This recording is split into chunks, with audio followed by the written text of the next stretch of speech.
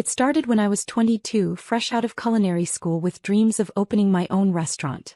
Mom called me crying about hosting Thanksgiving dinner for the extended family after Grandma passed away. "I don't know how to cook for so many people," she sobbed. "You're the only one with professional training. Please, just this once. Just this once." Those 3 words haunted me for the next 11 years. That first Thanksgiving I cooked for 18 relatives. Turkey, stuffing, mashed potatoes, green bean casserole, cranberry sauce, rolls, 3 different pies. I spent 3 days prepping, shopping with my own money and cooking in Mom's cramped kitchen. When dinner was served, everyone raved about the food. "This is restaurant quality. Best Thanksgiving we've ever had. You're so talented." But when it came time to clean up, suddenly everyone had somewhere else to be. I spent 4 hours alone washing dishes, storing leftovers and scrubbing pots while the family watched football in the living room. "Thank you, honey," Mom said as I finally finished. "You're such a lifesaver." Christmas rolled around and the phone rang again. "The family loved your cooking so much at Thanksgiving. Would you mind making Christmas dinner too? Just family again, nothing fancy." Nothing fancy. For 22 people this time, since word had spread about my cooking. I made a prime rib roast, honey-glazed ham, roasted vegetables, potatoes au gratin, Yorkshire pudding and a selection of desserts. Again I paid for groceries, again I cooked alone, again I cleaned up alone. "You're amazing," my aunt said, taking a selfie with my perfectly plated dessert table. "I could never do this." She posted the photo on Facebook with the caption, "Family dinner was incredible tonight. So blessed to have such talented relatives." No mention of who actually did the work. My professional training had become the family's personal convenience.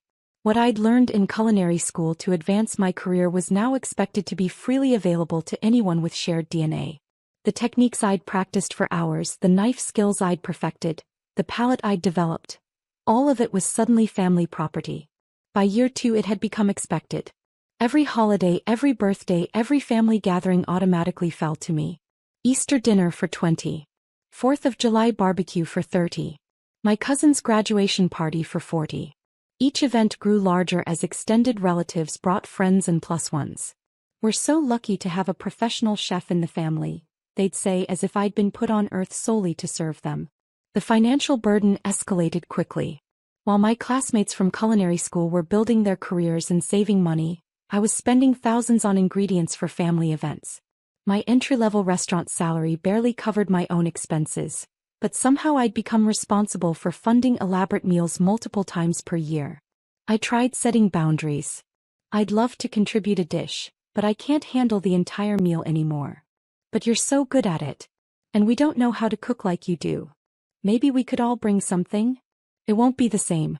Your food is what makes these gatherings special." The guilt trips were relentless. When I suggested potluck-style meals, I was told I was being selfish. When I asked for help with costs, I was reminded that family helps family. When I requested assistance with prep work, everyone suddenly had conflicts. "I'd help, but I'm not good in the kitchen." "I don't want to get in your way." "You're the expert." "I just mess things up." These weren't genuine offers to learn or assist. They were excuses wrapped in false humility. The same relatives who claimed to be helpless in the kitchen managed to feed themselves and their own families perfectly fine every other day of the year. But when it came to family gatherings, suddenly everyone developed amnesia about basic cooking skills. By year 3 I was spending $2,000 of my own money per holiday on groceries. My salary from the restaurant where I worked barely covered my rent and student loans, but somehow I was expected to fund elaborate meals for dozens of people multiple times per year. I started putting groceries on credit cards, telling myself it was temporary, that eventually someone would offer to help with costs. No one ever did. The requests escalated beyond holidays. Mom's book club needed catering. Dad's poker night required just some snacks. My sister's baby shower needed a full spread. Each time I was voluntold to handle everything. "You don't mind, do you? You're so good at this stuff." Mind? I was exhausted. Working full-time at a restaurant, then coming home to prep for family events. My own social life disappeared. Dating became impossible when every weekend was consumed by family obligations. Career advancement stalled because I couldn't work overtime or attend industry events. While my colleagues networked at culinary conferences, I was home prepping vegetables for my cousin's birthday party. "Why don't you date?" relatives would ask during the parties I'd spent days preparing. "She's too busy taking care of all of us," Mom would laugh as if my isolation was charming rather than tragic. The irony was suffocating. I'd become the family expert on food and hospitality, yet I was the loneliest person at every gathering. I knew exactly how everyone liked their steaks cooked, remembered every food allergy, accommodated every dietary preference. But no one seemed to remember that I was a person with my own needs and dreams beyond their dinner plans. Year 4 brought the wedding season. 3 cousins got engaged, and suddenly I was expected to cater 3 separate wedding receptions. Not asked, expected. "We can't afford a real caterer," my cousin Sarah explained. "But you're practically professional. It would mean so much to the family." Sarah's wedding reception was for 150 people. I spent $8,000 of my own money on ingredients and borrowed commercial equipment from my restaurant job. I worked for 6 straight days, sleeping 3 hours per night, to prepare food for her budget wedding. The preparation consumed my vacation time, my savings, and my sanity. The bride's family budget conveniently excluded the cost of my labor and groceries. They'd calculated flowers, venue, music, photography, but somehow my contribution was considered free. $8,000 and a week of my life were valued at exactly $0 in their wedding budget. The wedding photos showed a beautiful reception with elegant food displays. Sarah posted hundreds of photos on social media, talking about her perfect day and amazing food. Not one photo included me. Not one caption mentioned my work. When people asked who catered the event, she said family helped out. The thank you card I received said, "Thanks for helping with the food, Sarah and Mike." Helping with the food. I'd catered an entire wedding reception and she called it helping with the food. 6 months later, I watched Sarah post vacation photos from her honeymoon in Italy. The trip cost more than I'd spent catering her wedding. While she sipped wine in Tuscany, I was still paying off the credit card debt from her reception. By year 5 I was burning out. Working 60-hour weeks at the restaurant, then spending my days off cooking for family events.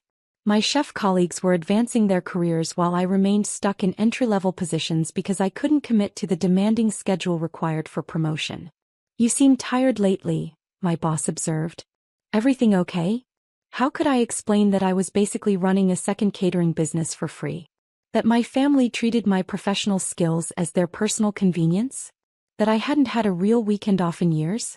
That I was missing networking events, advanced training opportunities, and career development because I was trapped in a cycle of unpaid family labor? My contemporaries from culinary school were becoming sous chefs, opening their own restaurants, winning culinary competitions. I was stuck making the same entry-level wages while my weekends disappeared into family obligations. The gap between my potential and my reality widened with every family gathering. Year 6 brought a new low. My grandmother's 80th birthday party. Mom volunteered me to cater a surprise party for 60 people without asking first. "I already told everyone you'd handle the food," she said when she finally informed me 3 days before the event. "Grandma specifically requested your lasagna." I'd never made lasagna for Grandma. She'd never requested anything from me. But somehow her birthday party became my responsibility, with 3 days' notice and an expectation to feed 60 people. The manipulation was so blatant it was almost impressive. Create a fictional request from the guest of honor, then use it to guilt me into compliance. I maxed out my credit card buying ingredients. I called in sick to work, losing a day's wages. I spent 72 hours straight cooking, layering dozens of lasagnas, preparing salads, baking bread, making desserts. My back ached from standing, my hands were raw from washing dishes, my eyes burned from exhaustion. The party was a huge success. Everyone praised the food, took photos, made jokes about opening a restaurant. But when it came time to clean up, I found myself alone in the kitchen again while 60 relatives socialized in the backyard. My grandmother, the guest of honor, never personally thanked me. She spent the evening receiving praise for the wonderful party she'd hosted. She'd hosted a party I'd paid for, cooked for, and cleaned up after. The pattern was becoming clearer. I was visible only when food needed to be prepared or problems needed solving.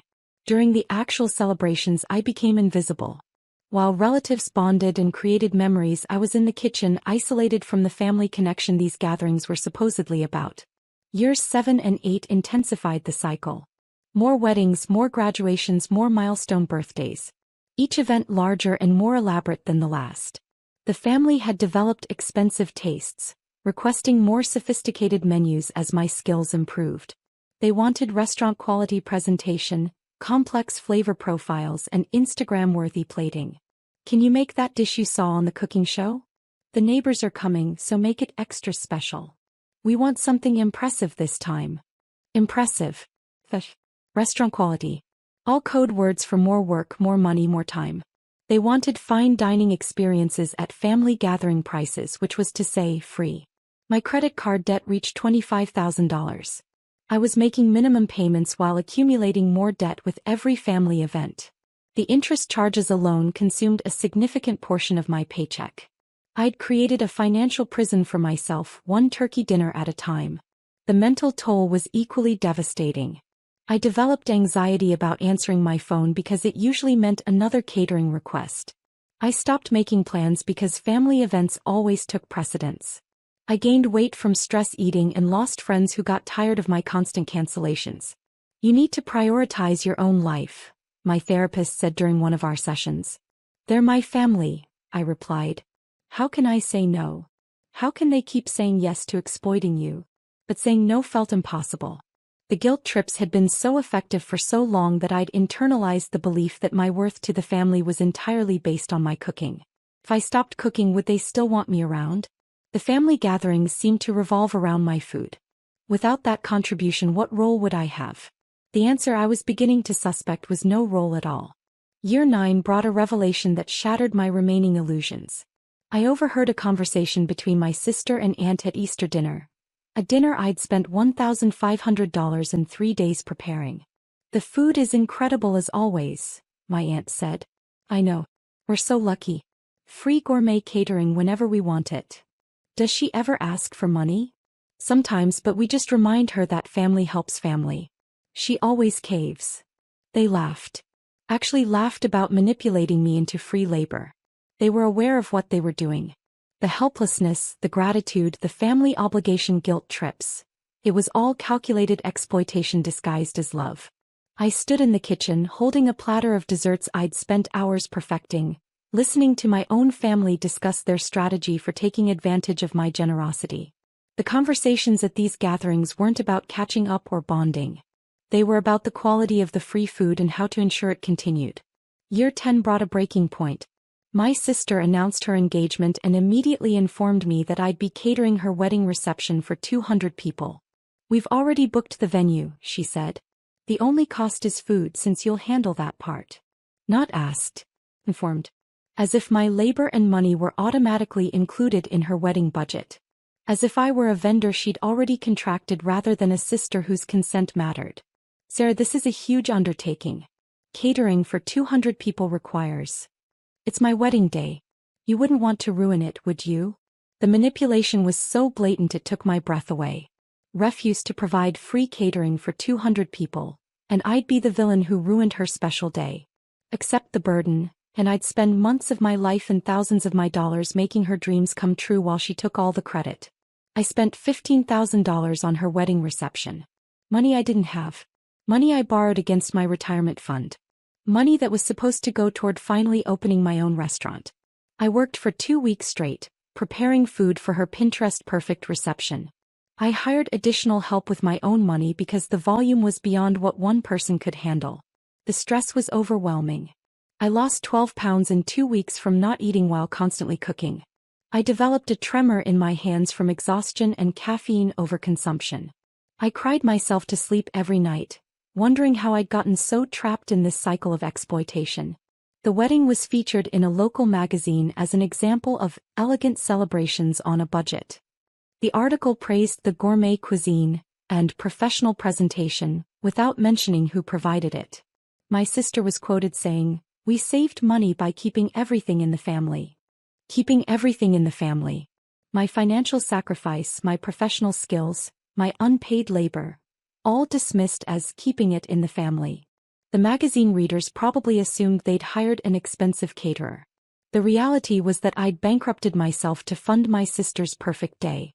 That night, exhausted and broke, I realized I'd wasted 11 years of my life being the family's unpaid caterer.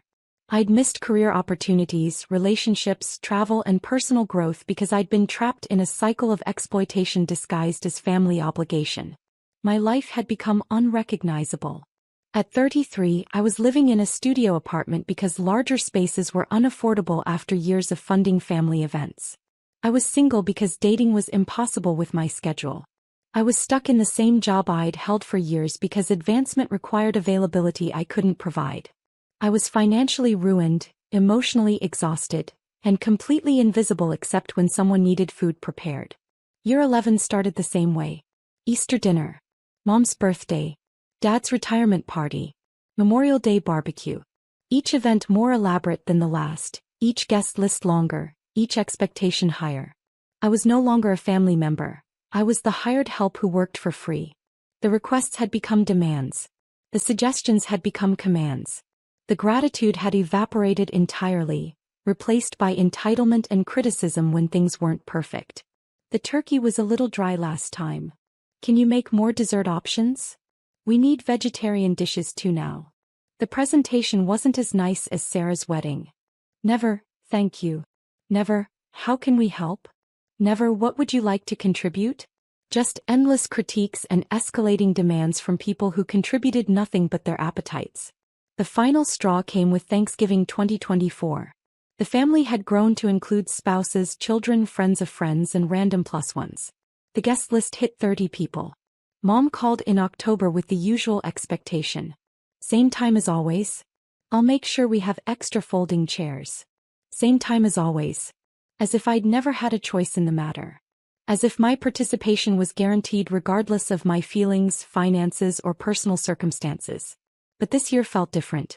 I was 33 years old, still living in a studio apartment because I couldn't afford anything bigger after years of funding family events. Still single because dating was impossible with my schedule. Still stuck in the same job because I couldn't advance while maintaining my role as family caterer. Still drowning in debt from other people's celebrations. I started planning Thanksgiving dinner like I had for the past 11 years. Made lists, calculated portions, planned the timeline. But something was shifting in my mind. A quiet rebellion was building with every item I added to the shopping list. Turkey $80. Ham, $60. Prime rib for the relatives who don't like turkey, $150. Organic vegetables because my aunt was on a health kick, $200. Specialty items for various dietary restrictions and preferences, $300. Wine pairings because Dad's new girlfriend was sophisticated, $250. Dessert ingredients for 5 different options, $180. The total came to $1,220. Plus my time, which at restaurant industry rates would be worth approximately $2,000 for the prep and service hours required. So $3,220 total value that I was expected to provide for free, while the beneficiaries contributed absolutely nothing except their presence and criticism. 2 weeks before Thanksgiving, I had a moment of clarity while shopping for turkey. I was in the grocery store, calculator in hand, adding up costs that would once again max out my credit card. Around me, other shoppers were buying single turkeys for their own families. Normal people preparing normal holiday meals for normal-sized groups using their own money for their own relatives. I stood in that grocery store aisle and realized I had a choice. I'd always had a choice. The family's helplessness was learned helplessness. Their dependency on me was enabling, not love. Their expectation of my service was entitlement, not gratitude. I put the turkey back and walked out of the store. That night I made a plan. Not for Thanksgiving dinner but for my liberation. I researched the cost of professional catering for 30 people. The quotes ranged from $2,500 to $4,000, not including service charges and gratuities. I'd been providing that level of service for free for 11 years. The total value of my unpaid labor was staggering, easily over $100,000 when calculated conservatively. I thought about my culinary school classmates, many of whom now own successful restaurants or worked as executive chefs. While they'd built careers and accumulated wealth, I'd subsidized my family's entertainment. While they'd gained recognition for their talents, I'd remained invisible.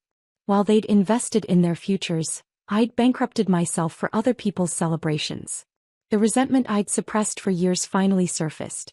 Not anger exactly, but a cold clarity about the true nature of these relationships. I wasn't family to them. I was a resource to be exploited. My skills weren't appreciated. They were expected. My sacrifices weren't valued. They were demanded. Wednesday night before Thanksgiving, I cooked myself a simple pasta dinner and went to bed early. No frantic prep work. No late-night cooking sessions. No stress-induced insomnia about timing and logistics. For the first time in 11 years, the night before Thanksgiving was peaceful. Thursday morning, I woke up at 6 a.m. as usual. The family expected me at Mom's house by 8 a.m. to start the Thanksgiving marathon. Instead, I packed my knife roll, loaded my car with my personal cooking equipment that had lived at Mom's house for years, and drove to a different destination entirely. I checked into a hotel by the lake, 2 hours away from the family gathering. I turned off my phone and ordered room service, someone else cooking for me for once. At Mom's house, 30 relatives arrived expecting their annual feast. Instead, they found an empty kitchen and a confused hostess who had no idea how to cook for a crowd. "Where's the turkey?" someone asked. "Where's Jenny?" someone else wondered. Mom tried calling me, but my phone was off. She tried reasoning with the gathering, suggesting everyone pitch in to cook something. But nobody knew how to prepare a turkey. Nobody had brought side dishes because that was always my responsibility. Nobody had planned anything because I'd handled everything for over a decade. The learned helplessness was complete. 30 adults, most of whom managed their own households perfectly well, were completely baffled by the prospect of preparing a holiday meal without me. My phone, when I finally turned it back on that evening, had 47 missed calls and 23 text messages. "Where are you? People are asking about dinner. This is embarrassing. You're ruining Thanksgiving. How could you do this to the family?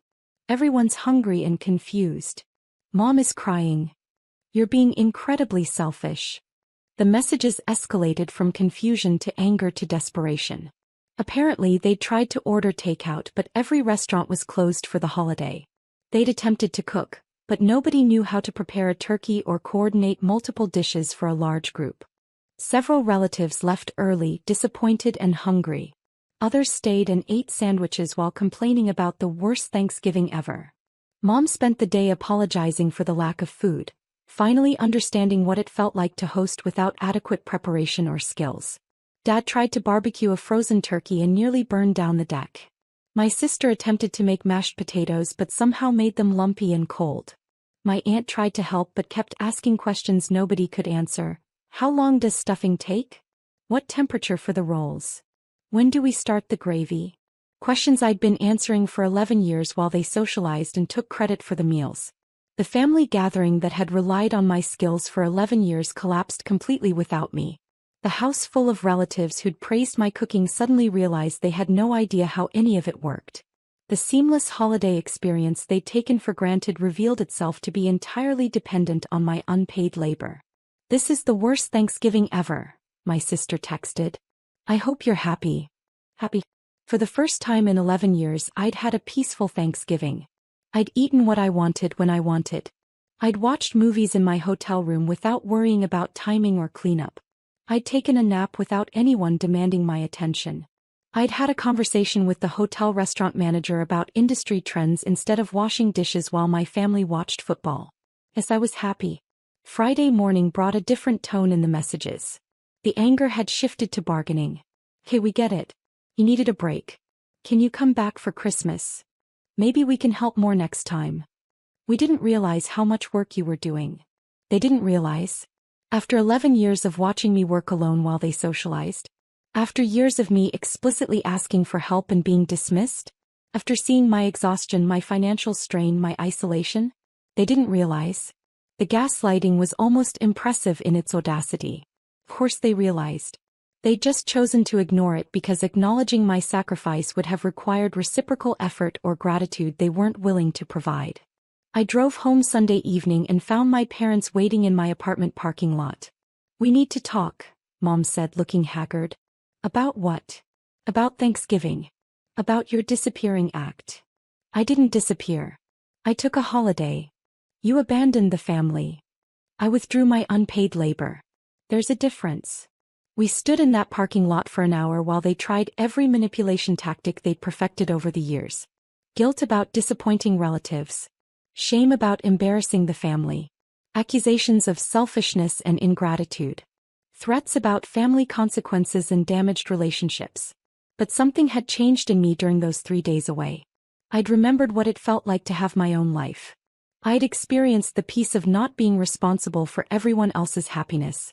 I'd tasted freedom from the expectation that my professional skills were family property.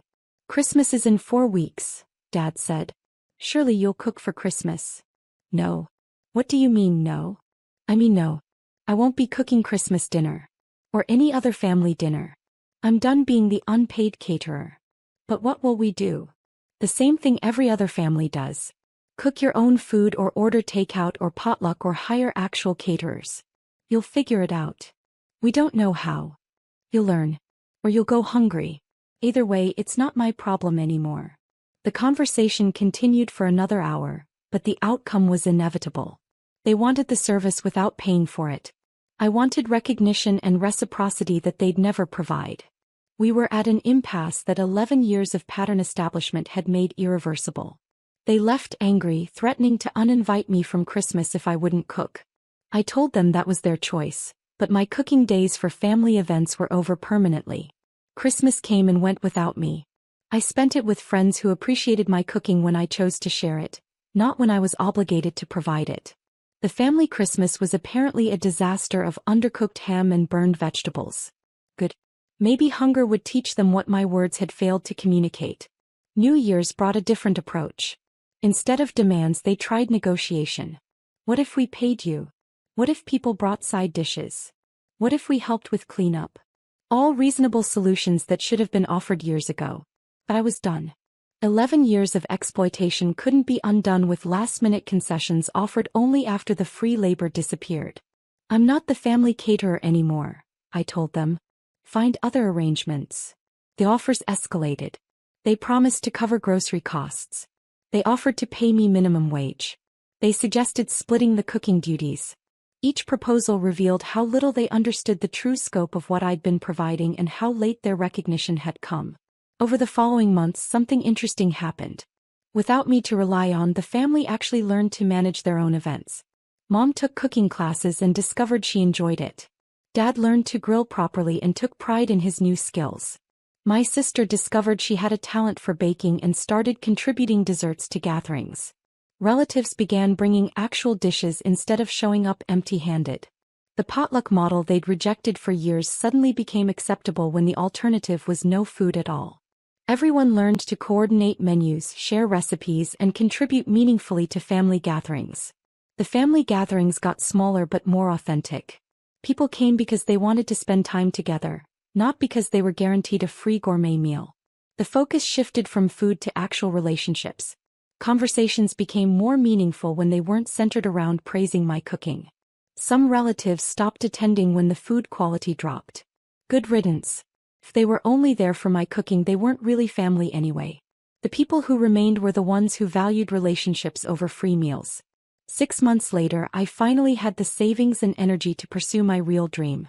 I opened a small catering business, charging actual money for my professional skills. The irony wasn't lost on me. I was finally being paid for cooking after years of doing it for free. My first client was a complete stranger who found me through social media. She paid my full rate without negotiation and thanked me profusely for the beautiful food. It was the first time in years someone had properly valued my work. The contrast was stark. Strangers who appreciated and paid for my skills versus family who'd exploited them for free. The business grew quickly. Word spread about the quality of my food and service. Corporate clients hired me for events. Couples booked me for intimate dinner parties. Wealthy families retained me for holiday catering, and paid premium rates for the same level of service I'd provided my own family for nothing. Within a year, I was earning more from my catering business than I'd ever made at the restaurant. I was finally being compensated fairly for my professional skills. I was building a client base that valued my work. I was creating the career I'd always dreamed of, funded by people who understood the worth of professional culinary services. The family occasionally asks if I miss cooking for them. They frame it as nostalgia, as if those were happy memories we all cherish together. They seem genuinely confused by my refusal to return to the old arrangement, even with their offers of minimal compensation. I don't miss it. I don't miss the financial strain that kept me trapped in poverty while funding their celebrations. I don't miss the physical exhaustion from working double shifts, my restaurant job plus unpaid family catering. I don't miss the emotional manipulation disguised as family love. I don't miss being taken for granted or having my skills treated as family obligation rather than professional talent. What I miss is the family I thought I had, one that valued me as a person, not just as a service provider. What I found instead was a group of people who confused love with exploitation and gratitude with entitlement. They loved what I could do for them, not who I was as an individual. Sometimes people ask how I could abandon my family over something as simple as cooking. They don't understand that it was never about the cooking. It was about respect, appreciation, and basic human decency. It was about being valued for more than my utility. It was about reciprocal relationships instead of one-sided exploitation. For 11 years I gave my family my time, money, skills, and emotional energy. They took it all and demanded more. They treated my generosity as their right and my boundaries as my selfishness. They confused my love for them with their entitlement to my labor. Walking away from that wasn't abandoning my family. It was choosing to value myself the way they never did. It was refusing to participate in relationships built on exploitation rather than mutual respect. These days when I cook, it's because I want to. When I share my food, it's because I choose to. When people thank me, it's because they mean it and they understand the value of what I've provided. When clients pay me, they do so willingly and fairly, recognizing that professional skills deserve professional compensation. And when Thanksgiving comes around each year, I make myself a simple meal and remember the year I finally said no. The year I learned that sometimes the most loving thing you can do is stop letting people take advantage of your love. The empty kitchen. They found that Thanksgiving morning wasn't a punishment. It was a mirror, reflecting 11 years of taking without giving, expecting without appreciating, and demanding without deserving. It was the natural consequence of treating a family member like unpaid staff for over a decade. They got exactly what they'd paid for. Nothing. And finally, I got what I deserved. A life where my skills were valued, my time was respected, and my choices mattered. The turkey that wasn't there taught them more about gratitude than 11 years of perfect meals ever had.